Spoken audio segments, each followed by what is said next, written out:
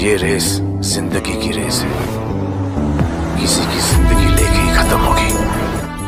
पिछली वीडियो में हमने देखा कि कैसे जॉन डिलिंगर जेल से छूटने के बाद वापस से क्राइम की दुनिया में आ जाता है।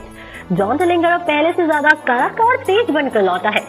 जॉन डिलिंगर जेल में बने अपने कुछ क्रिमिनल दोस्तों के साथ मिलकर बैंक को लूटने की तैयारी में है। इसी काम के लिए उसने famous bank robber Harlem Lamm द्वारा इस्तेमाल किए गए स्टेप्स को बारीकी से पढ़ लिया है ताकि बैंक को लूटने में उसे आसानी हो सके। जेल से छूटने के तुरंत बाद ही डिलिंगर ने न्यू कार्लाइल नेशनल बैंक को लूटा और वहां से $10,000 लेकर वो फरार हो गया।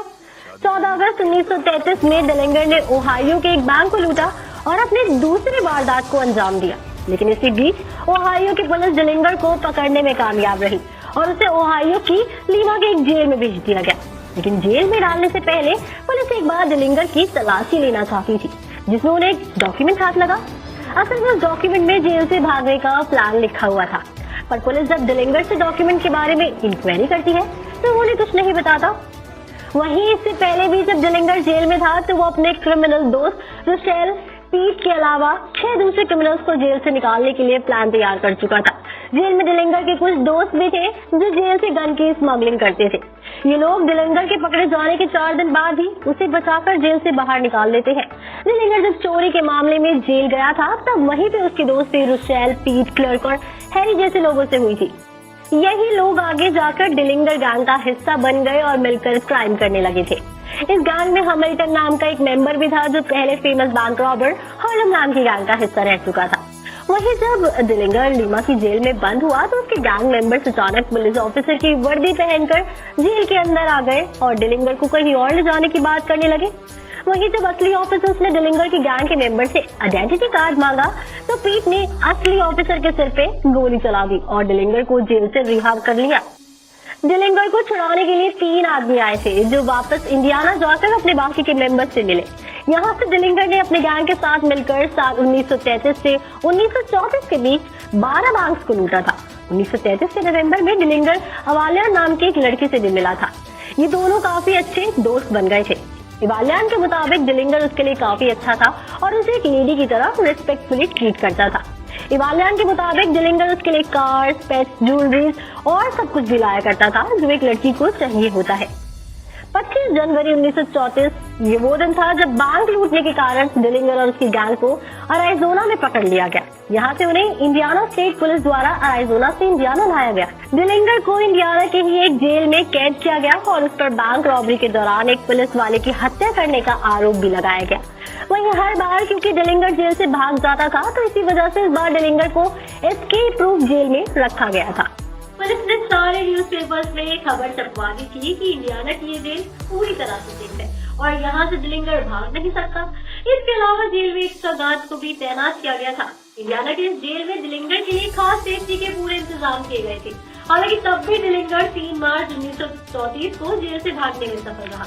असल में डिलिंगर बाकी के 15 कैदियों के साथ सुबह की एक्सरसाइज कर रहा था। उसी दौरान अचानक से डिलिंगर ने अपनी पॉकेट से एक पिस्तौल निकाली और ऑफिसर्स को हैरान कर दिया। डिलिंगर 2 ऑफिसर्स को अपने कब्जे में लेता है और बिना एक भी गोली चलाए जेल से भागने में पूरी तरह से सक्सेसफुल हो जाता है। वहीं डिलिंगर के भागने के बाद ये पता चलता है कि जिस पिस्तौल के सहारे डिलिंगर फरार हुआ था वो असल में नकली थी। जॉन डिलिंगर जब जेल से फरार हुआ तो उस दौरान एक दूसरा कैदी भी डिलिंगर के साथ फरार हो गया था। हालांकि वो कुछ दिनों बाद पुलिस के हाथों मारा गया। इसी क्रिमिनल ने पुलिस को बताया था कि डिलिंगर मिशिगन के एक इलाके में छुपा हुआ है। इस जानकारी के बाद पुलिस तुरंत डिलिंगर की खोज में निकल पड़ी, लेकिन डिलिंगर उनके हाथ नहीं लग पाया। डिलिंगर को खोज निकालने के लिए स्पेशल ज्यूरी और ब्यूरो ऑफ इन्वेस्टिगेशन की टीम को तैयार किया गया था। वहीं डिलिंगर जब इंडियाना के जेल से भागा तो वो सीधा जाकर अपनी दोस्त अवालियान से मिला, जिसने डिलिंगर को अपने अपार्टमेंट में छुपाने में मदद की थी। जानकारों के मुताबिक डिलिंगर अवालियान के घर पे 2 हफ्ते तक रुका था। इसके बाद वो दोनों मिनेसोटा चले गए और वहाँ के एक अपार्टमेंट में 15 दिन रहे थे। इसके बाद डिलिंगर अपने साथी हैमिल्टन से मिला, जिसके बाद दोनों ने मिलकर अपनी एक नई गैंग बना ली, जिसमें कुछ और बैंक रॉबर्स भी शामिल थे। डिलिंगर ने अपने नई गैंग के साथ मिलकर साउथ डकोटा के एक बैंक और मैसन सिटी के नेशनल बैंक को भी लूट लिया था। इस घटना के तुरंत बाद डिलिंगर अवालियान के साथ मिनेसोटा के ही दूसरे अपार्टमेंट में रहने लगा। अपार्टमेंट में रहने के लिए दोनों ने मिस्टर एंड मिसेस टर्जी हेलमैन के उपनाम का इस्तेमाल किया। हालांकि अपार्टमेंट की लैंडलेडी डेजी को उन दोनों पे बहुत ज्यादा शक हो गया था, जिस वजह से थोड़ी जांच पड़ताल करने के बाद डेजी सीधा FBI ऑफिसर्स के पास चली गई और डिलिंगर वालियान को लेकर ऑफिसर्स को कुछ जरूरी जानकारी देने लगी। डेजी ने ये भी बताया कि अपार्टमेंट के पीछे डिलिंगर ने अपनी नई गाड़ी को पास किया है।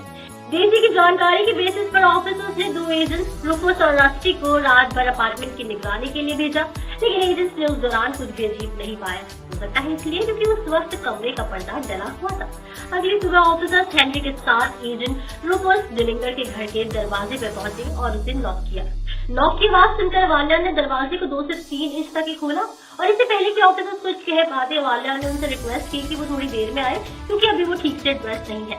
हालांकि ऑफिसर्स ने कहा कि वो बाहर इंतजार कर लेंगे। 2 से 3 मिनट तक इंतजार करने के बाद रूफस अपार्टमेंट के बेसमेंट में गया जहाँ पे केयर टेकर्स रहती थी। उनसे रूफस ने फोन मांगा ताकि वो FBI को कॉल कर सके। कॉल करने के बाद वो वापस पुलिस ऑफिसर हेनरी के पास लौट आए और वालियान के दरवाजा खोलने के लिए वेट करने लगे। इस दौरान डिलिंगर का एक साथी होमर भी आ गया। होमर ने रूफस से पूछा, क्या तुम्हारा नाम जॉनसन है? इस पर रूफस ने ना में जवाब दिया। इसके बाद होमर सीढ़ियों से नीचे जाने लगा कि तभी रूफस ने होमर से उसका नाम पूछा, जिसपे होमर ने कहा कि वो सोप सेल्समैन है। एजेंट रूफस ने होमर से सवाल किया कि आखिर उसका सैंपल कहाँ है। होमर ने तुरंत जवाब दिया कि उसने अपने सोप सैंपल्स को गाड़ी में रखा है। रूफस ने फिर होमर से सवाल किया, तुम्हारे पास कोई सर्टिफिकेट या डॉक्यूमेंट है? होमर ने ना में जवाब दिया और फिर वो नीचे आने लगा। रूफस कुछ देर तक सोचता रहा और फिर होमर का उसने पीछा किया और वो होमर का पीछा करते हुए अपार्टमेंट की लॉबी में आ गया, जहाँ पे पहुंचकर होमर ने रूफस के ऊपर खुलेआम गोली चला दी। कहानी यहाँ से एक इंटरेस्टिंग ट्विस्ट लेने वाली है क्योंकि पुलिस का डिलिंगर को पकड़ना अब थोड़ा मुश्किल होता जा रहा है। आगे हम जानेंगे कि आखिर किस तरह से पुलिस डिलिंगर को अपने जाल में फंसाने में कामयाब होती है और किस तरह से वालियान भी डिलिंगर की वजह से फंसती है। तो बने रहिए और देखते रहिए बॉलीग्राफ स्टूडियोज। दोस्तों हम फिर हाजिर होंगे एक नई वीडियो के साथ में।